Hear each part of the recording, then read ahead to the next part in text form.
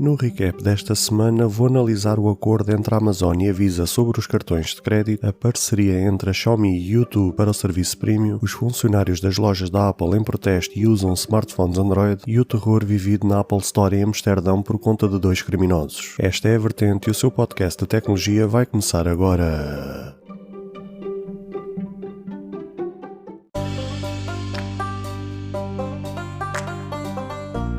Olá ouvintes deste podcast de tecnologia, eu sou o André Silva e esta é a minha, a sua, a vossa vertente tecnológica, onde aqui poderá ouvir notícias, entrevistas, coberturas de evento, opiniões e muito mais. Fica aí para ouvir esta vertente já a seguir.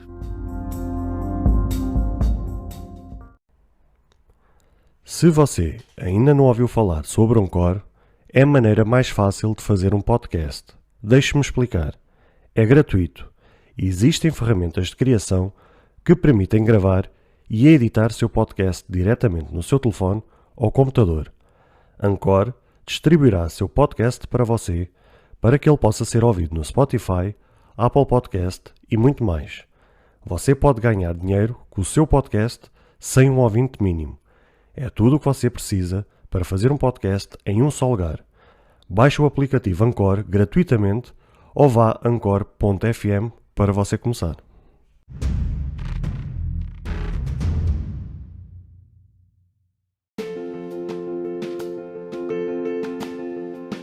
Se o acordo entre a Amazon e a Visa não tivesse sido alcançado, nem quero imaginar a pancada que isso iria representar em todos os sentidos. Eu sei que a Visa não é a única forma de pagamento, pois existe no mercado a Mastercard, mas ainda assim, se formos olhar a nível populacional, acredito que a Visa tem uma boa parte do mercado que usa os seus serviços. A grande questão que se coloca é se isto tivesse avançado, se mais tarde ou mais cedo isto não se iria arrastar para a própria Europa ou quiçá em outros mercados emergentes. Sabemos que não estamos a viver tempos fáceis e que tudo tem vindo a aumentar um pouco por toda a Europa, sob o pretexto da inflação, mas ainda assim não creio que aumentar drasticamente o valor das coisas seja a solução ideal. Aliás, creio em muito que esta sempre é chamada a solução fácil, onde se parte do princípio que avançando para este cenário todos os problemas estão resolvidos e não estão. Se for um bem essencial, por mais que reclamemos, são coisas que não há muito que se possa fazer, mas se não for esse o caso, acredito que é um primeiro princípio para que um cliente deixe de usar ou deixe de consumir se achar que o preço em si já não justifica o valor real do produto. Por isso é que é sempre um jogo de cintura que as empresas têm de fazer no seu dia-a-dia com o valor do produto e encontrar a melhor maneira de não perder clientes caso o valor do produto esteja sobrevalorizado. Relativamente à parceria entre o YouTube e a Xiaomi, de certa forma até a mim me surpreendeu, pois como temos assistido, historicamente a Google não é assim muito dada a estas parcerias. Não quer isto dizer que ela nunca o tenha feito, mas fez muito pouco. Para ser bem sincero, dada a grandeza desta empresa e o poder que ela detém, a verdade é que também não precisa de esforçar muito. Mas uma coisa me chamou a atenção de há uns meses para cá é que apesar de eu próprio ter o serviço premium, já testei no dispositivo que não tem serviço ativo e reparei que existe uma forte publicidade do YouTube que considero um pouco intrusiva até na apelação do serviço premium. Quando digo intrusivo, digo em termos de um banner relativamente grande na tela a fazer a tal publicidade apelando ao cliente a subscrever o serviço, e daquilo que eu me lembro não era assim, era mais discreto. Não sei se de forma interna houve alterações na política ou na própria visão da empresa para que de uma forma agressiva queiram crescer neste mercado. Bem sabemos que as subscrições de serviços estão na moda e talvez a Google queira aproveitar esta onda e assim aumentar ainda mais o seu património. Independentemente das verdadeiras razões e das motivações que estão por detrás desta parceria, a verdade é que achei extremamente interessante e inteligente até do ponto de vista comercial, pois dará a oportunidade de futuros clientes daqueles modelos poderem tirar partido de algo que acabaram de comprar e assim terão 2 ou 3 meses, consoante o modelo, para ver como o serviço premium do YouTube funciona e fazerem a melhor avaliação possível se compensa continuar com o serviço ou não. Em todo o caso, aquilo que eu espero sinceramente é que mais parcerias deste género possam acontecer no futuro, independentemente do serviço ou do produto, pois nada como experimentar algo antes de comprar ou subscrever. Nem uma empresa como a da Apple está livre de se ver envolvida por estas polémicas, conforme disse no episódio. Não sei se foi havendo alterações de políticas relacionadas com as lojas, se a pandemia fez as coisas mudarem, mas o que é certo é que este é um movimento que está a crescer cada vez mais, não só ali, mas um pouco por todo o mundo. Eu falo por mim mesmo e tenho partilhado esta opinião com aqueles que me são mais próximos, que isto que estamos a viver há quase 2 anos vem mostrar o lado mais negro das empresas. Parece que assim de repente criou criou-se uma sede enorme das empresas quererem faturar cada vez mais, seja a que custo for. O velho ditado e que faz todo o sentido é que quanto mais as pessoas têm, mais elas querem. Nunca fez tanto sentido como nos dias de hoje. Trocam-se princípios, lemas, regras em prol de querer vencer a qualquer custo e não sei até que ponto se é isto que está a acontecer com a Apple. É certo é que só vimos um lado da história, mas com aquilo que eu tenho presenciado nestes últimos anos não me custa nada acreditar que esta história seja real. Ainda assim temos que nos lembrar da polémica de há uns tempos atrás, quando do nada Tim Cook mandou uma carta a todos os funcionários a falar que o teletrabalho iria acabar e que eles teriam que voltar ao presencial, que entretanto só foi travada essa medida por conta da explosão de casos que aconteceu nos Estados Unidos. Quanto ao crime que ocorreu numa das lojas da Apple em Amsterdão, apesar de ser impressionante o terror vivido naquela terça-feira, ao menos tudo correu pelo melhor sem grandes estragos, onde vidas foram salvaguardadas. A questão que talvez se imponha é que já existe na história da Apple relativamente às suas lojas situações que geram algum medo. Também é verdade que estas situações podem acontecer a qualquer loja ou qualquer empresa, mas já havendo algum historial neste sentido, a Apple já não deveria ter alterado alguns procedimentos de segurança a fim de evitar que uma situação de pleno terror como esta tivesse acontecido. Depois existe um silêncio por parte da Apple nestas situações, onde ela podia aproveitar não só para dar uma palavra de conforto publicamente a quem passou por isto, da mesma forma que ela poderia passar essa mesma segurança aos seus clientes. É verdade que até hoje estas situações não têm trazido dissabores a nível de vendas nas próprias lojas, mas não me espantaria que a longo prazo ela viesse a pagar caro por este silêncio ensurdecedor.